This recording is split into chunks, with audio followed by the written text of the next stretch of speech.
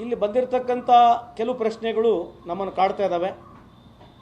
ಏನಕ್ಕೆ ಕಾಡ್ತಾ ಇದ್ದಾವೆ ಅಂತಂದರೆ, ಈ ದೇಶದಲ್ಲಿ ನಾವು ಯಾವುದೊಬ್ಬ ಮನುಷ್ಯನ ಡಮ್ಮಿ ಗಾಡ್ ಮಾಡಿಬಿಟ್ಟಿದ್ವಿ. ಡಮ್ಮಿ ಗಾಡ್ ಅಂತಂದರೆ ಎಲ್ಲದಕ್ಕೂ ಪ್ರಧಾನಮಂತ್ರಿನೇ ಸುಪ್ರೀಂ ಅಂತ ಹೇಳಿ ನಾವು ಪ್ರತಿ ಸರಿಗೂ ಬಿಂಬಿಸಿದ್ದೀವಿ. ಅದು ಇರಲಿ. ಆದರೆ ಈ ವಿಚಾರದಲ್ಲಿ ಆಗಿರ್ತಕ್ಕಂಥದ್ದು ನನಗೆ ಪ್ರಶ್ನೆ ಕೇಳಬೇಕಾಗಿದೆ. ಯಾವತ್ತು 22ನೇ ತಾರೀಕು ಏಪ್ರಿಲಲ್ಲಿ ಅಟ್ಯಾಕ್ ಆಗುತ್ತೆ, ನಾನು ಅಲ್ಲೇ ಇದ್ದೆ, ನೆಕ್ಸ್ಟ್ ಮರ್ದಿನ ಅಲ್ಲೇ ಇದ್ದೆ.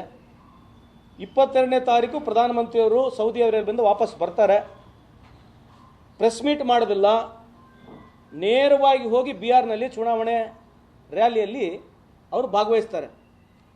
25ನೇ ತಾರೀಕಿಗೆ ಎಲ್ಲ ಆಲ್ ಪಾರ್ಟಿ ಮೀಟಿಂಗ್ ಕರೆದ್ರು ಕೂಡ ಪ್ರಧಾನಮಂತ್ರಿ ಅವತ್ತೂ ಬರೋದಿಲ್ಲ.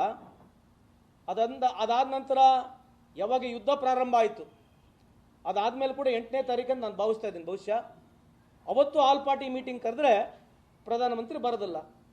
ಏನು ಮೆಸೇಜ್ ಕೊಡ್ಬೇಕಂತಿದ್ದಾರೆ ಪ್ರಧಾನಮಂತ್ರಿಯವರು? ಈ ದೇಶಕ್ಕೆ ಏನು ಮೆಸೇಜ್ ಕೊಡ್ಬೇಕಂತಿದ್ದಾರೆ ಅಂದರೆ, ಎಲ್ಲರಿಗಿನ ನಾನೇ ಸುಪ್ರೀಮು, ನಾನು ಯಾವುದು ಮೀಟಿಂಗ್ ಅಟೆಂಡ್ ಆಗೋದಿಲ್ಲ, ಈ ತರತಕ್ಕಂಥ ಪ್ರಧಾನಮಂತ್ರಿ ನರೇಂದ್ರ ಮೋದಿ ಸಾಹೇಬರಿಗೆ ನಾವು ಬಿಟ್ಬಿಡಿ ಹೋಗಲಿ. BJPಯವರು ಯುವ ನಾಯಕರು ಏನಿದಿರಲ್ಲ, ದಯಮಾಡಿ ಪ್ರಶ್ನೆ ಮಾಡಿರಿ. ಈ ವ್ಯವಸ್ಥೆಯಲ್ಲಿ ಯಾರು ಸುಪ್ರೀಂ ಇಲ್ಲ. ಎಂತಿಂಥ ಸುಲ್ತಾನ್ಗಳು ಈ ಪ್ರಪಂಚದಲ್ಲಿ ಬಂದು ಹೋಗಿದ್ದಾರೆ. ಯಾರು ಪರ್ಮನೆಂಟ್ ಉಳಿಯೋದಿಲ್ಲ, ಇರೋದಿಲ್ಲ ಕೂಡ ಅಧಿಕಾರದಲ್ಲಿ. ಆದರೆ ಈ ಒಂದು ವರ್ತನೆ ಏನು, what is that he wants to send a message? ಏನು ಮೆಸೇಜು? ಅದಾಯ್ತು. 11 ವರ್ಷ ಆಯಿತು, ಇನ್ನಾದರೂ ಪ್ರೆಸ್ ಮೀಟ್ ಇಲ್ಲ. ಮೊನ್ನೆ ಆದರೂ ಕೂಡ ಇವತ್ತುವರೆಗೆ ಬಂದು ಮಾಧ್ಯಮದವ್ರಿಗೆ ಯಾವ ರೀತಿಯಾದಂಥ ಪ್ರೆಸ್ ಮೀಟು ಮಾಡೋದಿಲ್ಲ. ಅವ್ರು ಯಾವುದೋ ಒಂದು ದಿವಸ ಮುಂಚೆ ರೆಕಾರ್ಡೆಡ್ ಆಗಿರ್ತಕ್ಕಂಥ ವಿಡಿಯೋ, 22 ನಿಮಿಷ ವಿಡಿಯೋ ನಮ್ಮನ್ನು ಕಳಿಸ್ತಾರೆ. ಇಡೀ ದೇಶ ನೋಡಬೇಕು, ಅದ್ರ ಮೇಲೆ ಚರ್ಚೆ ಆಗಬೇಕು. ಚರ್ಚೆ ಆಗ್ತಕ್ಕಂಥ ಸಂದರ್ಭದಲ್ಲಿ ಇಡೀ 6ನೇ ತಾರೀಕಿನಿಂದ ಹಿಡಿದು ಇಲ್ಲಿವರೆಗೆ ಆಗಿರ್ತಕ್ಕಂಥ ಸ್ಟುಡಿಯೋನಲ್ಲಿ ಆಗಿರ್ತಕ್ಕಂಥ ಏನೋ ಈ ಘಟನೆ ಬಗ್ಗೆ ಯಾವ ರೀತಿ ವಿವರಣೆ ಆಗಿದೆ ಈ ದೇಶದಲ್ಲಿ, ಅದರ ಬಗ್ಗೆ ನಾನು ಏನೋ ಪ್ರಸ್ತಾವನೆ ಆಗಲಿ, ಅದರ ಬಗ್ಗೆ ನಾನು ಟೀಕೆ ಮಾಡೋಕ್ಕೆ ಹೋಗೋದಿಲ್ಲ. ಆದರೆ ಇವತ್ತಿಗೂ ಮಾಧ್ಯಮದವರಲ್ಲಿ ಮನವಿ ಮಾಡಿಕೊಳ್ತಕ್ಕಂಥದ್ದು ಭಾಳ ದೊಡ್ಡ ಜವಾಬ್ದಾರಿಯಾಗಿ ತಮ್ಮ ಮೇಲೆ ಇದೆ ಈ ದೇಶವನ್ನು ಕಾಪಾಡಲಿಕ್ಕೆ. ಅದನ್ನು ಸ್ವಲ್ಪ ಯೋಚನೆ ಮಾಡಬೇಕು. ಯಾಕಂದ್ರೆ ನಾನು ಯಾರು ಟೀಕೆ ಮಾಡ್ತಾ ಇಲ್ಲ. ಇವತ್ತು ಇಡೀ ಬೇರೆ ದೇಶದಲ್ಲಿ ನಾವು ನೋಡ್ತಾ ಇದ್ರೆ ಯಾವ ರೀತಿಯಾದಂಥ ಒಂದು ನಂಬಿಕೆ ಬರಬೇಕು ಅಂತಕ್ಕಂಥದ್ದು ಇವತ್ತು ಪ್ರಶ್ನೆ ಆಗಿದೆ ಅಂತ ಈ ಸಂದರ್ಭಕ್ಕೆ ಕೇಳಲಿಕ್ಕೆ ಇಚ್ಛೆ ಬಯಸ್ತೀನಿ. ಇವತ್ತು ಪ್ರಧಾನಮಂತ್ರಿಯವರು ನೇರವಾಗಿ ಬಂದ್ಬಿಟ್ಟು ಸೀಸ್ ಫೈರ್ ಮಾಡಿದ್ದೇವೆ. ಸೀಸ್ ಫೈರ್ ಮಾಡಲಿಕ್ಕೆ ಕಾರಣ ಪಾಕಿಸ್ತಾನ ಅವರು ಬಂದ್ಬಿಟ್ಟು ನಮ್ಮನ್ನು ಸಂಪರ್ಕ ಮಾಡಿದ್ರು, ನಮ್ಮ ಆರ್ಮಿಯವರಿಗೆ ಸಂಪರ್ಕ ಮಾಡಿದ್ರು, ಅದಕ್ಕಾಗಿ ನಾವು ಸೀಸ್ ಫೈರ್ ಮಾಡಿದ್ವಿ ಅಂತ ಹೇಳಿರ್ತಕ್ಕಂಥದ್ದು ಪ್ರಧಾನಮಂತ್ರಿಯವರ ಭಾಷಣದಲ್ಲಿ ನಾವು ಕೇಳಿದ್ದೀವಿ. ಅದಕ್ಕಿಂತ ಮುಂಚೆ ಟ್ರಂಪ್ ಸಾಹೇಬರು ಟ್ವೀಟ್ ಮಾಡಿದ್ರು, ಅರ್ಧ ತಾಸು ಮುಂಚೆನೇ ಟ್ವೀಟ್ ಮಾಡಿ ಸಂಧಾನ ಮಾತುಕತೆ ಯಶಸ್ವಿಯಾಗಿದೆ. ಇವತ್ತು ಪಾಕಿಸ್ತಾನ ಹಾಗೂ ಇಂಡಿಯಾ ಯಾವ ರೀತಿಯಾಗಿ ಮುಂದೆ ಸೀಸ್ ಫೈರ್ನ ಒಪ್ಪಿಕೊಂಡಿದ್ದಾರೆ ಅಂತ ಹೇಳಿ ಟ್ರಂಪ್ ಸಾಹೇಬರು ನಮಗಿವತ್ತು ಟ್ವೀಟ್ ಮುಖಾಂತರ ನೋಡಿದ್ವಿ. ಅದಾದ ನಂತರ ಸಬ್ಸಿಕ್ವೆಂಟಾಗಿ ಸೀಸ್ ಫೈರ್ ಆಯಿತು. ಆದರೆ ಇಲ್ಲಿ ಏನು ನಾವು ಗಮನಿಸಬೇಕಾಗಿದೆ ಅಂತಂದರೆ, ಯಾವ ಸೀಸ್ ಫೈರ್ ಆಗಿದೆ ಅಂತೇಳಿ ಪ್ರಧಾನಮಂತ್ರಿಯವರು ಮಾತನಾಡ್ತಾ ಇದ್ರು ಭಾಷಣದಲ್ಲಿ, ಅದೇ ಸಂದರ್ಭದಲ್ಲಿ ಪಾಕಿಸ್ತಾನವ್ರು ತಿರ್ಗಾ ನಮಗೆ ಅಟ್ಯಾಕ್ ಮಾಡ್ತಾ ಇದ್ರು. ಅದನ್ನು ಡೌನ್ ಪ್ಲೇ ಆಯಿತು, ಅದ್ರ ಬಗ್ಗೆ ಜಾಸ್ತಿ ಚರ್ಚೆ ಆಗಲಿಲ್ಲ. ಆದರೆ ಇದು ರೆಕಾರ್ಡೆಡ್ ಮೆಸೇಜ್, ಒಂದು ದಿವಸ ಹಿಂದಗಡೆ ಇರ್ತಕ್ಕಂಥ ರೆಕಾರ್ಡೆಡ್ ಮೆಸೇಜ್ ನಾವು ಕೇಳ್ತಾ ಇದ್ವಿ. ಅಂದರೆ ಇದ್ರ ಬಗ್ಗೆ ಯಾರು ಪ್ರಶ್ನೆ ಕೇಳದೆ ಬೇಡನಾ?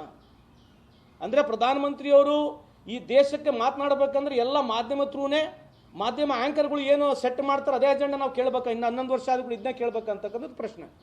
ಇಲ್ಲಿ ನಮಗೆ ಬಂದಿರತಕ್ಕಂಥದ್ದು ಎರಡಿದೆ.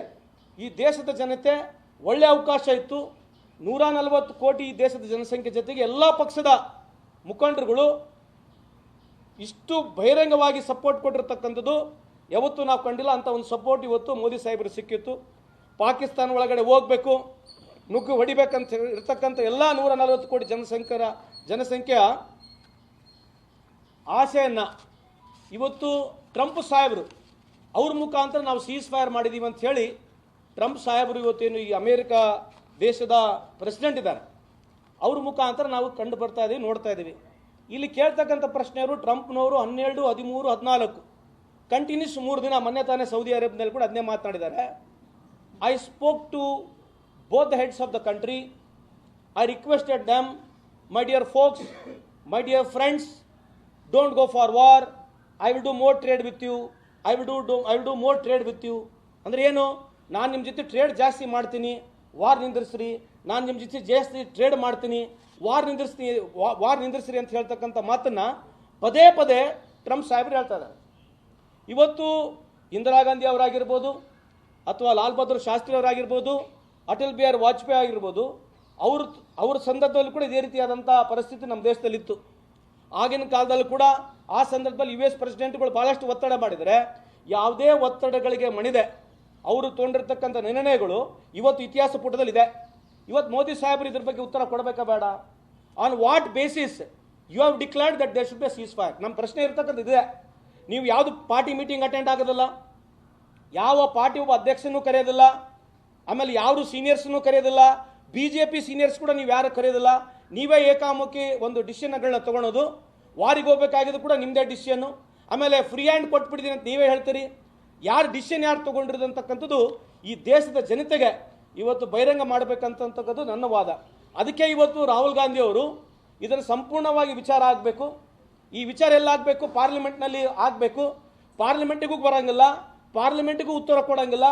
ಯಾವ ರೀತಿಯಾದಂಥ ಈ ದೇಶದ ವ್ಯವಸ್ಥೆ ಇದೆ, ಪ್ರಧಾನಮಂತ್ರಿಯವರು ಯಾಕಿನ್ನಾದರೂ ಕೂಡ ಆಲ್ ಪಾರ್ಟಿ ಮೀಟಿಂಗ್ ಅಟೆಂಡ್ ಆಗಿಲ್ಲ, ತುರ್ತು ಸಭೆಯಾಗಿ ಪಾರ್ಲಿಮೆಂಟ್ ಕರಿಬೇಕು, ಇದ್ರ ಬಗ್ಗೆ ಚರ್ಚೆ ಆಗಬೇಕು. ಯಾಕಂದರೆ ವಿಶೇಷವಾಗಿ ಎಲ್ಲರಿಗಿಂತ ಒಂದು ಹೆಜ್ಜೆ ಮುಂದೆ ಹೋಗಿ ಟ್ರಂಪ್ನವರು ಇನ್ನು ಮುಂದೆ ಜಮ್ಮು ಕಾಶ್ಮೀರ ವಿಷಯದಲ್ಲಿ ಕೂಡ ಕಾಶ್ಮೀರ ವಿಷಯದಲ್ಲಿ ನಾನು ಸಂಧಾನ ಮಾಡ್ತೀನಿ ಅಂತ ಹೇಳಿರ್ತಕ್ಕಂಥ ಮಾತು ಇವತ್ತು ಟ್ರಂಪ್ ಸಾಹೇಬರು ಹೇಳಿದ್ದಾರೆ. ಇದಕ್ಕಿಲ್ಲೇ ಆದರೂ ಇಲ್ಲಿವರೆಗೂ ಕೂಡ ಪ್ರಧಾನಮಂತ್ರಿಯವರು ಒಂದು ಅಫಿಷಿಯಲ್ ಆಗಿರಲಿ, ಯಾವುದೇ ರೀತಿಯಾದಂಥ ಅದರ ಪರ ಆಗಿರಲಿ ವಿರುದ್ಧವಾಗಿರತಕ್ಕಂಥ ಒಂದು ಮಾತು ಇವತ್ತು ಪ್ರಧಾನಮಂತ್ರಿ ಹೇಳಿಲ್ಲ. ಯಾವುದೋ ಸೆಕ್ರೆಟರಿ ಕೂಡ ಹೇಳಿಸ್ತಾ ಇದ್ದಾರೆ. ಅದಕ್ಕೆ ಈ ದೇಶದ ಜನತೆ, ನಿಮ್ಮ ದೇಶದ ಎಲ್ಲ ಯುವಕರಿಗೆ ನಾನು ಮನವಿಯನ್ನು ಮಾಡಿಕೊಳ್ತೀನಿ, ಈ ಪ್ರಜಾಪ್ರಭುತ್ವ ವ್ಯವಸ್ಥೆಯಲ್ಲಿ ಪ್ರಶ್ನೆ ಕೇಳ್ತಕ್ಕಂಥ ಹಕ್ಕು ಪ್ರತಿಯೊಬ್ಬರದಿದೆ. ಅದಕ್ಕೆ ಈ ಪ್ರಶ್ನೆಯನ್ನು ನಾವೆಲ್ಲ ಎತ್ತಬೇಕು. ಯಾವ ಕಾರಣಕ್ಕಾಗಿ ಸೀಸ್ ಫೈರ್ ಮಾಡಿದ್ದೀರಿ?